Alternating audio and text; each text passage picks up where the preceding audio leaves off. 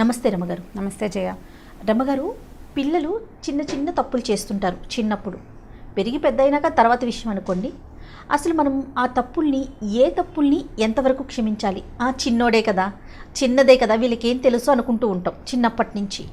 కానీ పెరిగి పెద్ద అయిన తర్వాత అదే అలవాటుగా మారిపోతుంది. సో ముఖ్యంగా తల్లి ఎక్కువగా కరిగిపోతూ ఉంటాం మనం వాళ్ళు చెప్పే ఎక్స్క్యూజెస్కి. పోనీలే చిన్నపిల్లలు కదా అని ఫీల్ అయిపోతూ ఉంటాం. అది కరెక్టేనా? లేదు అనుకుంటే అసలు మనం ఎలాంటి తప్పులకి వాళ్ళని దండించాలంటారు? పిల్లల్లో తప్పులు అంటే చాలా మటుకు దాచేస్తాను జయ. మనం కరెక్ట్ దాచేస్తాము, అంటే ఒమిట్ చేయటము. అసలు అలాంటి జరగలేదన్నట్టుగా మొహం పెడతారు చాలా మందితో. అదే సమస్య. అంటే అందులో నేను కూడా ఉన్నాను. ఎవరైనా తల్లులకి సహజంగా పిల్లాడు చిన్నపిల్లాడు పెద్దయ్యాక వాడే తెలుసుకుంటాడు. దానికి మన అమ్మమ్మలు నాయనమ్మలు దాన్ని బాగా సపోర్ట్ చేస్తారు. వాళ్ళ నాన్న కూడా ఇంతే, చిన్నప్పుడు కాస్త పెద్దయ్యాక వాడికే తెలుస్తుంది అలాంటివి చెప్తారు. అయితే ఈ పిల్లల్లో ఎలా ఉంటుందంటే జయ, పిల్లలు కాదు ఎవరైనా వ్యక్తులు మొదటిసారి వాళ్ళ తప్పుల్ని ఖండించాలి. మనం చాలాసార్లు ఈ విషయం గురించి మాట్లాడాం, ప్రతిసారి చెప్తూనే ఉంటాం. మొదట్లోనే ఆపాలి, మొదట్లోనే దండించాలి, మొదట్లోనే వాళ్ళని మన అంటే ఇది చేయకూడని పని అని మనం ఒప్పించాల్సిందే పిల్లలతోటి బలవంతంగా. పక్క వాళ్ళ వస్తువులు తీసేసుకోవటం మొదటిది. పక్కవాడి చేతిలో ఉంటే అది నాకు కావాల్సిందేనని తీసుకోవటం, అదే అలాంటిదే నాకు కూడా కావాలంటాం. వాటిని సహించకూడదు, అది మంచి పద్ధతి కాదు. ఇప్పుడు దాంతో పెద్దయ్యాక పెద్ద సమస్యలు వస్తాయి. తర్వాత హింసాత్మక ప్రవృత్తి, కొట్టైనా సరే తనకు కావాల్సింది సాధించడం. ఒకటి రెండు కొట్టి ఆ చేతిలో బొమ్మ లాక్కోవటం, లేదా వాడిని ఎలాగైనా వాడిని శిక్షించాల్సిందేనని వాళ్ళ అమ్మకి చెప్పి వాడితో తిట్టిపించటం. అలాంటి పద్ధతుల్ని పిల్లల్లో ఉంటే చిన్నపిల్లలు కదా అని ఊరుకోకూడదు, చెప్తూ ఉండాలి. అలా చేయకూడదు, ఇది చేయకూడదు, ఇది మంచిది కాదు అని. ఇలాగే చిన్నప్పుడు కనుక మనం మాన్పకపోతే పెద్దయ్యాక చాలా తీవ్రమైన ప్రకృతి కింద పరిణమిస్తుంది అది. ఇప్పుడు చూడండి, మనం చూస్తుంటాం, ఒక అమ్మాయిని ఒక కుర్రాడు ప్రేమించాడు. ఆ పిల్ల ఒప్పుకోకపోతే దాని మీద యాసిడ్ పోస్తాడు, కత్తించుకుని దాన్ని వెంటబడి చంపేస్తాడు. ఇప్పుడు నిన్ను ప్రేమించనంత మాత్రాన చంపేసేయటం అంటే, చంపేవు అంటే నీకు ప్రేమ లేదనే కదా అర్థం. అది వ్యక్తుల్ని వస్తువులుగా భావించడం. ఎప్పుడు వస్తుంది ఇది? ఏ వస్తువైనా తనకి కావాల్సిందేనన్న భావన వస్తే వ్యక్తులు కూడా వస్తువుల్లాగానే కనపడతారు. ఈ భావనలు చిన్నప్పుడు వస్తాయి. సడన్గా 25 ఏళ్ల వాడికి అర్జెంటుగా అలాంటి బుద్ధి పుట్టదు, అది ముందు నుంచి వస్తాయి. మన 25 ఏళ్ళు వచ్చాక సడన్గా ఏదైనా కొత్త అలవాటు అవ్వదు జయ, అది కొంచెం చిన్నప్పటి నుంచి అలవాట్లు అవుతాయి. బ్యాడ్ హ్యాబిట్స్ కొంచెం 17, 18, 14 ఆ ఏజ్లో వస్తాయి అనుకోండి. కానీ చిన్నతనం నుంచి కూడా ఇది నాది, ఇది నాకే కావాలి, నేను వాడుకోకపోతే ఇది ఎవరు వాడుకోకూడదు అనే ధోరణి మాత్రం చాలా చిన్నతనంలోనే డెవలప్ అవుతుంది. అలాంటి వాటిని మనం ఖండిస్తూ ఉండాలి. ఎందుకంటే తప్పు ఎంత చిన్నదైనా అది పెద్దదవడానికి ఆస్కారం ఉంది. ఈ తప్పుతోటి ఎప్పుడు ఆగుతుంది అది? మనం మొదటి తప్పునే కట్ చేసి ఖండించి వద్దని చెప్పి ఎప్పుడు వాళ్ళని అబ్జర్వ్ చేసి వీళ్ళు మళ్ళీ ఇదే మిస్టేక్ చేస్తున్నారేమోనని మనం అబ్జర్వ్ చేసి, నువ్వు అది చేస్తున్నావు మళ్ళీ అలా చేయొద్దు అని మనం వార్న్ చేస్తూ ఉంటే పిల్లల్లో కొంత ధోరణి తగ్గుముఖం పడుతుంది.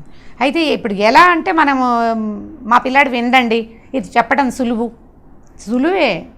నేను మీకు చెప్తున్నాను, చేసేటప్పుడు అది ఎంత టఫో నేను చేసేటప్పుడు నాకు కూడా తెలుస్తుంది. టఫ్ అని మానేస్తామా? చాలా కష్టం. చెప్పడం చాలా ఈజీ అని రాస్తుంటారు కొంతమంది, రాయటం చాలామంది అంటే అది చెప్పినంత ఈజీ కాదని. ఈజీ అని అసలు చెప్పటమే లేదు, ఇది చాలా టఫ్. పిల్లల్లో ఇలాంటి ప్రవృత్తిని మాన్పించడం బహు కష్టం. ఏ అలవాటు మాన్పించడమైనా కష్టమే. మనం ఎప్పుడు దండించాలి, ఎప్పుడు మాన్పించేయాలి, వాళ్ళని ఎమోషనల్ బ్లాక్మెయిల్ చేయాలి, నీకు కావాల్సింది నేను చెయ్యనని బెదిరించాలి, ఇవన్నీ చేయాలి. అయితే పెద్ద రూపంలో కాదు, చిన్నగా చేస్తూనే మాన్పుకుంటూ ఉండాలి. వారి వయసుకు తగినట్టు 20 ఏడాది పిల్లాడిని ఓ రకం, 2 ఏళ్ల వాడిని ఓ రకం, 10 ఏళ్ల వాడిని ఓ రకం, 15 ఏళ్ల వాడిని, 20 ఏళ్ల వాడిని ఎవరినైనా బెదిరించవలసిందే. వాడి ప్రవృత్తిని బట్టి, మనకున్న అవకాశాన్ని బట్టి. పిడుక్కి బియ్యానికి ఒకటే మంత్రం కాదు కదా జయ, చెప్పండి. పిడుక్కో మంత్రం, బియ్యానికి ఇంకో మంత్రం కదా, దానికి వేరే దీని. అలాగే పిల్లల వయసుని బట్టి, చేసిన తప్పుని బట్టి బెదిరించుకుని మాట్లాడుకుని చెప్పుకోవాలి. ఇప్పుడు ఈ చిన్న విషయాలు ఎలా పెద్దవవుతాయి అని చెప్పడానికి ఒక చిట్టి కథ చెప్తాను. ఒక ముని, ఒక ఆయన తపస్సు చేసుకుంటూ ఉండేవాడు. తపస్సు చేసుకుంటూ ఉంటే ఇంద్రుడు అంటే మన పురాణ కథల్లో చాలా చూస్తాం మనం ఇట్లా. ఇంద్రుడు ఈ తపస్సు చేసుకునే ఋషుల్ని మునుల్ని టెస్ట్ చేసేవాడు. అంటే వీడు ఏ లెవెల్ వరకు ఋషి అయ్యాడు, ఎంత శక్తి ఉంది వీళ్ళ దగ్గర తెలుసుకోవటానికి కూడా చేసేవాళ్ళు. ఆయన ఏం చేశాడంటే ఒక మంచి పదునైన కత్తిని ఈ ఋషి వెళ్ళే దారిలో అంటే ఎక్కడో తపస్సు చేసుకున్నాడు, ఆ ఆశ్రమం ఉంది, సాయంకాలం దాకా ఇక్కడ కూర్చుని చీకటి పడ్డాక లేచి వెళ్తాడు కాబోలు. సాయంకాలానికి ఒక మంచి కత్తి అంటే ఇప్పుడు కరవాల ఉంటారు మనం చూస్తుంటాం కదా, యుద్ధం చేసే కత్తి ఒకటి అక్కడ పెట్టాడు. పెట్టి ఇంద్రుడు వెళ్ళిపోయాడు. ఇతను లేచి నడుచుకుంటూ ఆశ్రమానికి వెళ్తున్నాడు. వెళ్తుంటే దారిలో ఇది కనపడింది, చక్కగా మంచి వర తళతళ్ళాడుతూ బంగారపు కత్తి కనిపించింది. ఏమిటా అని తీసి పట్టుకున్నాడు. ఎవరైనా వదిలిపెట్టి పోయి ఉంటారు పాపం అనుకున్నాడు. సరే ఆశ్రమానికి పట్టుకెళ్దాం, ఆశ్రమంలో పెడితే మళ్ళీ ఈ దారిని వచ్చిన వాళ్ళు ఎవరైనా అడిగినప్పుడు లేదా ఎవరైనా వస్తే చూసి వాళ్ళదేమో కనుక్కొనిద్దాం, చేయి జారిపోయిందో గుర్రాల మీద వెళ్తుంటే జారిపోయిందా పొరపాటును వదిలేశారు అని ఆ కత్తి చేత్తో పుచ్చుకున్నాడు. పుచ్చుకున్న తర్వాత ఆయనకి ఏం తట్టింది, ఇప్పుడు మనం ఒక వస్తువు చేత్తో పుచ్చుకున్నాం, కొంచెం ఏమిటా అని పరిశీలిస్తాం కదా అటు ఇటు. ఈయన ఏం చేశాడు, దాన్ని ఎడం చేత్తో పట్టుకుని అందులో నుంచి కత్తిని బయటికి తీశాడు. తీస్తే పొడుగాటి కత్తి తళ్ళలాడుతూ ఎంత పదునుగా ఉందో తీశాడు బయటికి. తీసాక ఏమనుకున్నాడు, ఇది కనపడుతోంది కదా పదునుగా మెరుస్తుంది, తెగుతుందో లేదో చూద్దామని ఆ దారిలో ఉన్న ఒక చెట్టుని కొట్టాడు.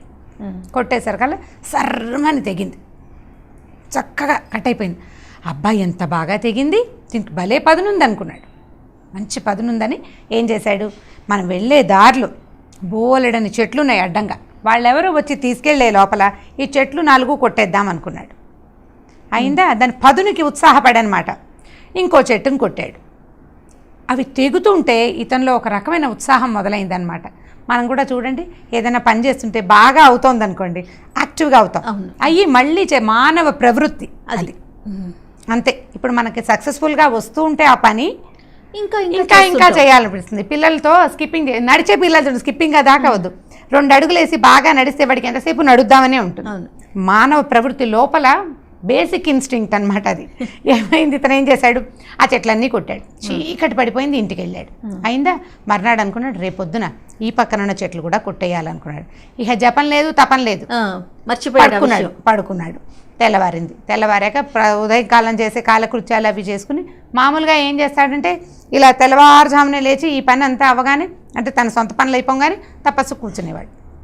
ఇవాళ ఏమనుకున్నాడు, ముందే కూర్చున్నామనుకో ఈ మొక్కలు అవి కొట్టడం ఎలాగా, అందుకని ఇవాళ బదులు సంధ్యావందనం ఏదో 3:30కి చేయవలసిన బొంబొమ్మ అనేసి సూర్యుడు ఎప్పుడు వస్తాడా అని వెయిట్ చేయడం మొదలుపెట్టాడు. తపస్సు మానేసి ఈ కత్తి పుచ్చుకుని దాన్ని ఆ కొమ్మలు ఈ కొమ్మలు అవి ఇవి కొట్టి ఆ కొట్టిన కొద్దీ దానికి పదును పెరిగిపోతుంది ఆ కత్తికి. చిన్న చెట్లను కొడితే పెద్ద పెద్ద చెట్లను కొట్టినా సరే అది మొత్తం అడవంతా తన చుట్టుపక్కల ఉన్న అడవంతా అడ్డుగా ఉన్న అన్ని కొమ్మల్ని కొట్టేసేసాడు. ద్విగుణీకృత ఉత్సాహంతో ఇంకా పనిచేసేస్తున్నాడు. మధ్యాహ్నం అయ్యేసరికి ఇవాళ నేను తపస్సు చేయలేదు అనే విషయమే ఆయనకి జ్ఞాపకం లేదు. ఓకే, సరే సాయంకాలం అయింది, పడుకున్నాడు. మర్నాడు 3వ రోజు కూడా, 2వ రోజు కంటే ముందు రోజు ఒక రోజు సాయంకాలం దొరికింది, ఆ పూట పనిచేశాడు. 2వ రోజు పనిచేశాడు. 3వ రోజు ముందు రోజు ఈ చెట్లన్నీ కొట్టేసరికి ఆయనకి అలసిపోయాడు. అంతకుముందు ఒట్టి తపస్సు చేసుకునేవాడు, బుద్ధి ఒక్కటే అలసేది. ఇప్పుడు శారీరకంగా అలసిపోయాడు. చెట్లు కొట్టడం అంటే చిన్న పనే, అది బాగా అలసిపోతారు కదా. ఆయన బ్రాహ్మీ ముహూర్తంలో నిద్రే లేవలేదు. లేవక బాగా ఎండెక్కాక అయ్యో ఎండెక్కిపోయింది, బోల్డ్ పని ఉందని లేచాడు. బోల్డ్ పనిలో ఆయన సంధ్యావందనం లేదు, తపస్సు లేదు, చెట్లు కొట్టడం ఒకటే ఉంది. అక్కడి నుంచి ఈ చెట్టు పుచ్చుకుని మళ్ళీ ఈ కత్తి పుచ్చుకుని బయలుదేరాడు. వెళ్ళి కొన్ని చెట్లు కొడుతుంటే అక్కడ ఒక పెద్ద బ్రహ్మాండమైన పుట్ట ఉందట. ఆ పుట్టలోంచి ఒక పాము బొస్సుమంటూ లేచి వచ్చింది పైకి. వచ్చింది పాము. మరి ఈ చెట్లు కొట్టేస్తుంటే ఏం చేస్తాయి, పాము వచ్చేసరికి ఈయన ఏం చేశాడు, ఈ కత్తి దూసి దాన్ని ఖండాలుగా నరికేశాడు.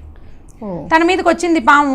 ఆల్రెడీ ఆయనకి కత్తి ఎలా తిప్పాలి 2 రోజుల నుంచి ప్రాక్టీస్ చేస్తున్నాడు కదా, అలవాటైపోయింది. దీన్ని కాస్త నరికేశాడు. పాముని నరికిన మరుక్షణం ఆ పాము ప్లేస్లో ఒక దివ్యమైన దేవత ఒకడు ప్రత్యక్షమయ్యాడు. మన మామూలు భాషలో అయితే ఏదో నీ మొహమండా అలాంటివి తిడతారు, దేవుడు కదా అలాంటి తిట్టకుండా, ఏం పని చేసావు నువ్వు, ఇన్ని సంవత్సరాల నుంచి చేస్తున్న తపస్సుని ఈ ఒక్క కత్తి చూసేసరికల్లా వదిలేసావు కదా నువ్వు. చెట్లు కొట్టిన వాడి అంతతో ఆగకుండా ప్రాణం తీయటానికి కూడా ఉద్యమించేశావు. మొదట ఎక్కడ మానేసి ఉండాలి నువ్వు, ఆ కత్తి వచ్చినప్పుడు ఇది నాకెందుకు, వాడు ఎవరిదో వదిలేసుకున్నవాడు వాడే పట్టుకెళ్తాడని వదిలిపెట్టకుండా కత్తి చేత్తో పుచ్చుకోవటం వల్లే నీకు ఇలాంటిది వచ్చింది. కాబట్టి నీ మొత్తం తపస్సంతా పోయింది, పో మళ్ళీ మొదటికెళ్ళు, నువ్వు ఎక్కడ పుట్టావో ఆ ఊరు వెళ్ళిపోమని ఈయన పిల్లని చేసి పంపించేసాడు. వెనక్కి వెళ్ళిపోయాడు. ఇప్పుడు ఏమైంది మొత్తం కథలో, ఒక అనవసరమైన పని చేయటం వలన మొట్టమొదటి ఒక చెట్టును కోసావు, అయ్యో ఈ తీగని నేను తెంపటం ఏమిటి, నేను తపస్సు చేసుకునేవాడిని, వనలతల్ని నేను తెంపకూడదు అన్న బుద్ధి రాల. కత్తి మీద దాని పదుని మీదకి దృష్టి వెళ్ళిపోయింది. ఎప్పుడైనా కూడా హింసాత్మకమైన చర్య వల్ల ఒక రకమైన ఉద్రేకం కలుగుతుంది మనుషుల్లో. ఒకరిని కొట్టారనుకోండి, పిల్లలు కొట్టేసరికల్లా అవతల వాడు లొంగిపోతే వీడికి విజేతనన్న భావన వస్తుంది. దాన్ని పెంపొందించుకోవడానికి విపరీతమైన కార్యాలు చేస్తారు. డబ్బు మనం చెప్తున్న డబ్బు తలకెక్కిపోయిందని, తలకెక్కడం ఎలా అంటే డబ్బు విసిరేయటం వల్ల పని జరగంగానే వీడికి దీంతో ఏం జరుగుతుందో వాడికి అర్థమయ్యేసరికల్లా అది ఒక ఉద్రేకాన్ని ఇస్తుంది మనిషికి. ఏదైనా చేయొచ్చు, ఏదైనా చేసేసేయచ్చు అనిపిస్తుంది. ఇప్పుడు వస్తువుని అంటే ఆయుధాన్ని వాడడము ఉద్రేకం, డబ్బుని వాడటం కూడా ఉద్రేకం, అధికారాన్ని వాడడం ఇంకొక ఉద్రేకం. ఈ 3 ఉద్రేకాలు మనుషుల్ని ఎంత దిగజార్చేస్తాయంటే అన్నీ చేయకూడని పనులే చేస్తారు. ఇవన్నీ చిన్నతనంలో ప్రాక్టీస్ అవుతాయి. డబ్బు పెద్దయ్యాక సంపాదిస్తారు, కానీ బలము ప్రదర్శన అవి చిన్నప్పుడు చేయటం మొదలు పెడతారు. మనం కాలేజీ స్టూడెంట్స్ రౌడీ షీటర్లు అవ్వడం చూస్తున్నాం ఇప్పుడు. అవును, ఎందుకంటే వాడు బలశాలి, వాడు 2 ఎవరినో ఇద్దరిని కొట్టాడు, అది ఎంతమంది కంటే బలశాలి, వీడిని తన్నేవాడు, తాడిని తన్నేవాడు ఉంటే వాడు తలలు తన్నేవాడు ఇంకొకటి ఉంటాడు. ఈ చిన్న గ్రూప్లో వీడు బలశాలి, ఈ బలాన్ని ప్రదర్శిస్తాడు, 5-6 భయాన్ని కొడతాడు, అందరూ భయపడతారు. దాంతో వీడికి కింగ్లీ ఫీల్ వస్తుంది, నేను చాలా గొప్పవాడిని అనిపిస్తుంది. దాన్ని సాటిస్ఫై చేయడానికి ఇంకా ఇంకా ఇంకా ఇంకా ఇలాంటివి చేస్తూనే ఉంటారు. స్కూళ్ళల్లో కూడా పిల్లలు ఎదురుగుండా ఉన్న వాళ్ళ పిల్లలు మిగతా పిల్లల మీద ఎప్పుడూ ఆధిపత్యం కోసం ప్రయత్నం చేస్తారు. ఆధిపత్యం కోసం ప్రాపర్ వేలో ట్రై చేయాలి, కానీ బలాన్ని చూపించి కాదు. అది ఎక్కువ రోజులు ఉండదు అని మనం పిల్లలకి చెప్తూ ఉండాలి. మీ అబ్బాయి మా పిల్లాన్ని కొట్టాడు అంటే మీ వాడే రెచ్చగొట్టాడు అని అనకూడదు. అసలు కొట్టాలన్న ఉద్దేశం, కొట్టైనా సాధించాలనే ఉద్దేశం పిల్లాడికి ఎక్కడ కలిగిందో చూసి దాన్ని కట్ చేసుకోవాలి. అంటే ఇప్పుడు మొన్న ఒక ఆవిడ మెసేజ్ పెట్టారు నాకు, మా అమ్మాయి అంటే ఎవరైనా బుల్లింగ్ క్లాసులు స్కూల్లో ఎవరైనా కొడితే ఎలా రియాక్ట్ అవ్వాలి, ఎప్పుడు ఊరుకోవాలని చెప్పాలా మా పిల్లలకి, ఎలా చెప్పాలి అని సందర్భాన్ని బట్టి రియాక్ట్ అవ్వాలి. ఓసారి తిరగబడి కొట్టి వీళ్ళు గెలిస్తే ఇక ప్రతిసారి తిరగబడతా ఉంటారు, మంచికి చెడుకి కూడా. అలా కాకుండా సందర్భాన్ని బట్టి ఎవరైనా పెద్దవాళ్ళ సహాయం తీసుకోవటం, టీచర్ సహాయం తీసుకోవటం, ప్రాపర్ వేలోనే అవతల వాళ్ళ నుంచి వచ్చిన ఇబ్బందిని అధిగమించాలి. తప్ప తిరిగి కొట్టడం అంత కరెక్ట్ కాన్సెప్ట్ కాదు, ఊరుకోవటము కరెక్ట్ కాన్సెప్ట్ కాదు. సందర్భాన్ని బట్టి చెయ్యాలి. పిల్లలు కనుక నిశ్శబ్దంగా ఊరుకుని దెబ్బలు తింటున్నారు అనుకో, తింటుంటే వీళ్ళు కొన్నాళ్ళకి ఇన్ఫీరియర్గా అయిపోయి డిప్రెషన్కి లోన్ అవుతారు. అవతల వాడు బాగానే ఉంటారు, వీళ్ళు దిగిపోతారు. అలా కాకుండా సందర్భానుసారంగా ప్రవర్తించాలి. బల ప్రదర్శన చేయటం వల్ల ఏ రకమైన మేలు ఉండదు, పిల్లలకి చెప్పాలి ప్రతిసారి. Right, okay, thank you so much రమ్మ గారు. థ్యాంక్ యూ అండి. ఓకే, చేయాలి. ఈ వీడియో కనుక మీకు నచ్చినట్లయితే లైక్ చేయండి, షేర్ చేయండి. మరిన్ని వీడియోస్ కోసం మా ఛానల్ని సబ్స్క్రైబ్ చేసుకోండి.